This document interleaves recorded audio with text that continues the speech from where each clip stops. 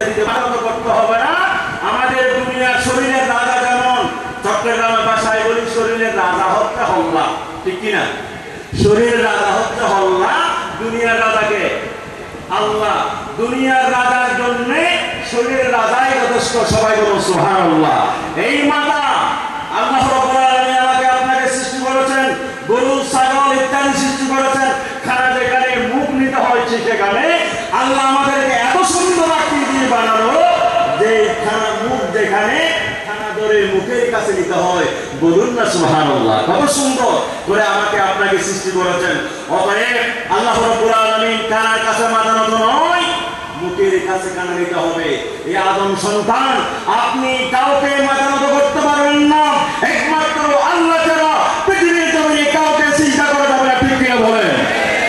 সুতরাং আমি আর ওদিকে যাব না, এদিকে আমি প্রিন্সিপাল সাহেব আমাকে ইঙ্গিত করেছেন বিষয়, ওই সালামের বিষয়ে আরো অনেক কিছু দলিল লিখেছিলাম, কিন্তু সময় হবে না, সময় আমাকে অত্যন্ত বাধা দিচ্ছে। আসুন তাহলে, শরীরের রাজা হচ্ছে মাতা, দুনিয়ার রাজা আল্লাহ।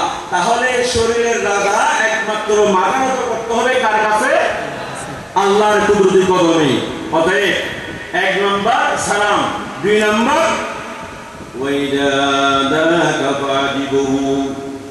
কেউ দাওয়াত করলে দাওয়াত গ্রহণ করা।